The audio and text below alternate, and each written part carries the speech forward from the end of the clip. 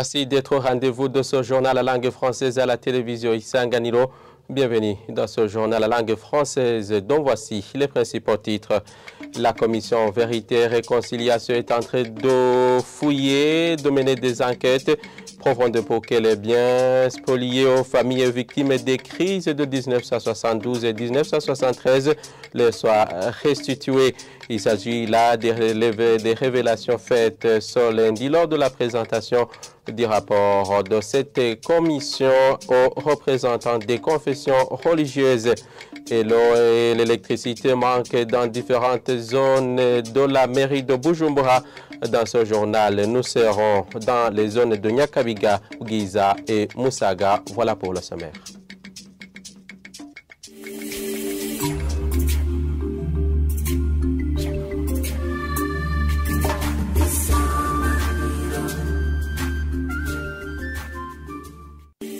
Encore une fois, bienvenue dans ce journal à langue française.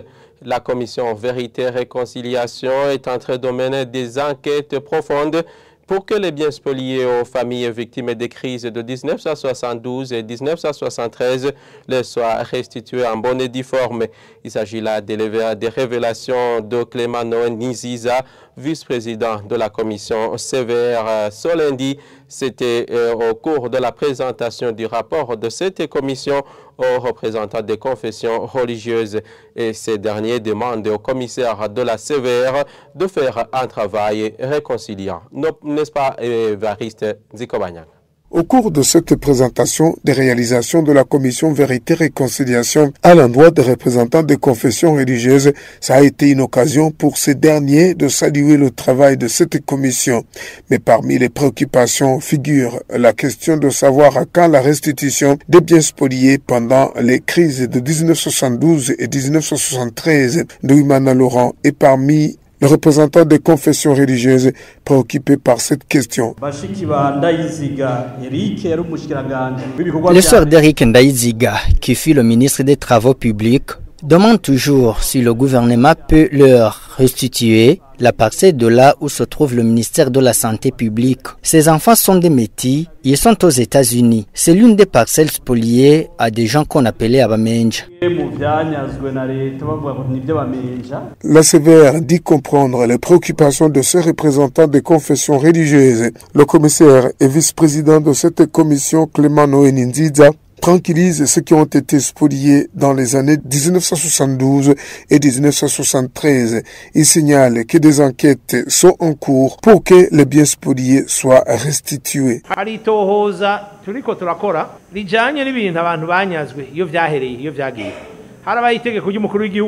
Il y a des enquêtes qu'on est en train de mener pour savoir le sort des biens spoliés. Il y a eu une loi du président de la République qui portait restitution des biens spoliés, mais il y a ceux qui n'ont pas obtempéré. Dans ces enquêtes, les gens viendront nous montrer là où sont leurs biens spoliés pour que ceux qui sont dans les mains de la population ainsi que ceux dans les mains de l'État soient restitués.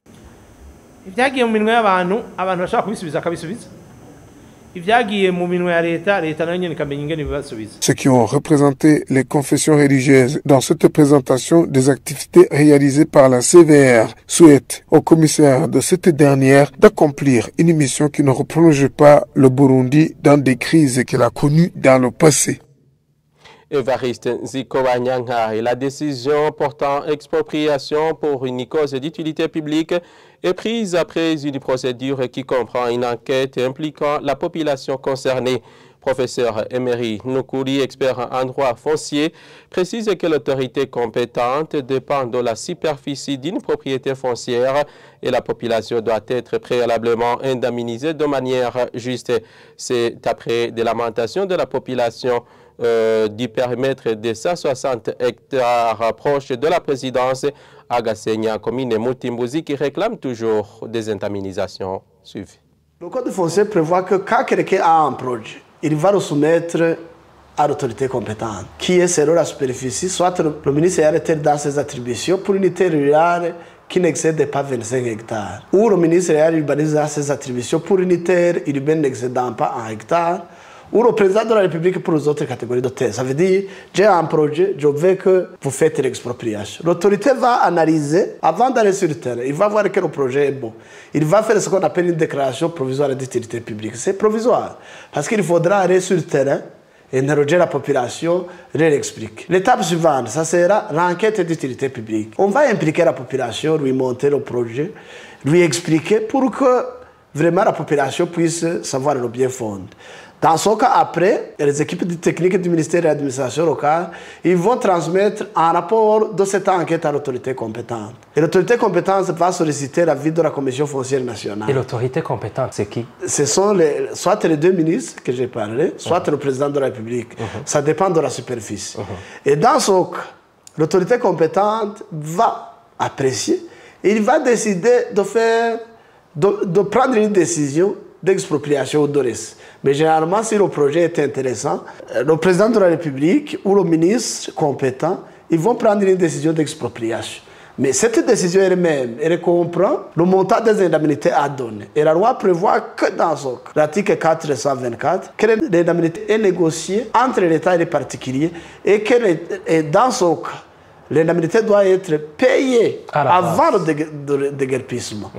Si la population n'est pas satisfaite, elle peut toujours saisir le tribunal, mais quand même dans toutes les circonstances, l'État doit être vigilant pour vraiment rendre justice à la population. Et dans ce cas, la personne accepte de souffrir, de perdre sa propriété, de perdre sa maison au profit de l'intérêt général. Il est normal qu'on puisse lui donner une indemnité juste par rapport à la valeur du marché. Donc, il faut que l'État gagne et aussi que la personne gagne. Oui, bien sûr, c'est un partenariat gagnant-gagnant.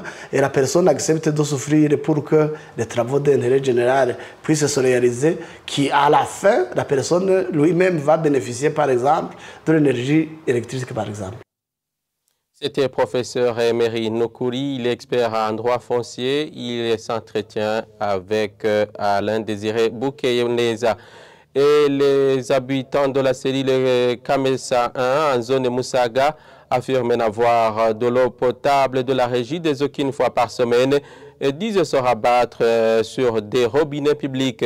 Ces habitants qui regrettent que l'eau fournie par ces deux robinets ne peut pas suffire à toutes les familles de la localité déplorent aussi que le courant électrique ne fournit que quelques heures par jour, n'est-ce pas, Sheila Irambon? Interroger les habitants de cette localité se trouvant sur la queue devant ce robinet indique qu'ils font face à une pénurie d'eau et d'électricité depuis plusieurs mois. La régie des eaux les fournit une fois par semaine en eau et quelques heures par jour en courant électrique. La régie des eaux fournit très peu de fois nos ménages, une fois par semaine. Et des fois, une semaine peut s'écouler sans que nous ayons une goutte d'eau. Pour ce qui est du courant électrique, nous venons de passer un mois étant confrontés à des coupures répétitives. On peut passer 2 heures avec ou sans. Pour puiser de l'eau, nous pouvons aller dans les collines surplombant Kamesa. Arrivé là-bas, on se retrouve un grand nombre. Il arrive qu'on n'ait pas accès au robinet. Et une fois cela fait, on se retrouve entre Terre, à Kinanira et à Kanyosh. Malheureusement, on n'arrive pas à avoir accès à cette eau potable. Quand c'est le moment de faire la lessive, j'amène les bidons à la queue à 3 heures du matin. Ils sont au nombre de 10. Et cette eau se termine en un laps de temps. Et je reviens ici pour faire la queue encore une fois. Nos toilettes, sièges, nécessitent aussi beaucoup d'eau. Ils affirment que cela ne leur facilite pas la vie et demandent à la régie des eaux de leur venir en aide. C'est vraiment pas facile pour les domestiques de puiser de l'eau pour une famille de 5 enfants qui doivent se laver, etc. Que nos autorités demandent à la régie des eaux de nous fournir en eau potable et en quantité suffisante. Une demande également faite par un des élus locaux qui affirme que même ces robinets qui ont été mis en place par l'ONG Amazewota ne donnent pas suffisamment d'eau. Nous avons informé la régie des eaux que nous avons une pénurie d'eau. L'ONG Amazi Water a aménagé des robinets, mais ce n'est pas tous les robinets qui nous fournissent en eau. Ils ont construit 3 robinets, mais seuls 2 sont fonctionnels. C'est vrai que nous avons ce problème d'eau. Nous avons demandé, comme la régie des eaux ne nous fournit pas en eau, de multiplier ces robinets d'Amazi Water. Ce problème de pénurie d'eau a été également soulevé par les habitants du quartier Boussoro de la zone Kenyosha. Au micro, ils ont affirmé que pour avoir de l'eau potable, ils sont obligés de faire du porte-à-porte au quartier Kinanira de la zone Moussaga. Merci Sheila Irambona. Et dans ce même chapitre, pour clore ce journal, les zones urbaines de Nyakabiga et Bouiza en commune Mokaza manquent aussi d'eau et d'électricité depuis 4 jours pour certains, 2 semaines pour d'autres. Les responsables des salons de coiffure, des alimentations et des restaurants et d'autres activités nécessitant du courant électrique ou de l'eau potable disent enregistrer des pertes énormes. Dans ces conditions, la régie des eaux est interpellée pour que l'électricité revienne et que l'eau coule encore une fois dans les robinets de Nyakabiga et Bgiza. Le constat a été fait par Mireille Kanyang. À la 6e avenue de Nyakabiga 3 comme à la 9e avenue de Nyakabiga 2, comme pour d'autres avenues, habitants et personnes effectuant leurs activités quotidiennes déplorent le manque d'électricité. Cela fait des jours, bien que l'eau tombe des robinets, tarie par la suite. Vu de l'avenue de la République, des salons de coiffure sont fermés par manque de courant électrique. Pour ce coiffeur pour dames de la 9e avenue à Nyakabiga 2, ils sont en train d'enregistrer des pertes sur ces 3 jours. Ça fait le 3e jour que nous n'avons pas le courant depuis samedi, mais il y a les autres qui ont fait même 4 à 5 jours sans le courant.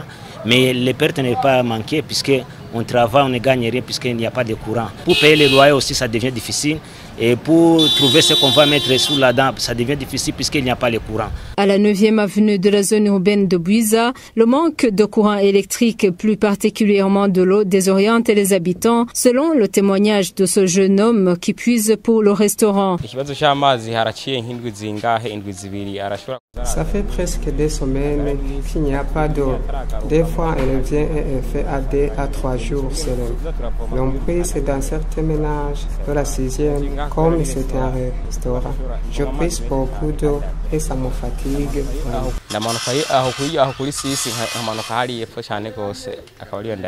Ils demandent tous à la régie des eaux de régler ces problèmes d'eau et d'électricité qui affectent au quotidien le vécu des habitants.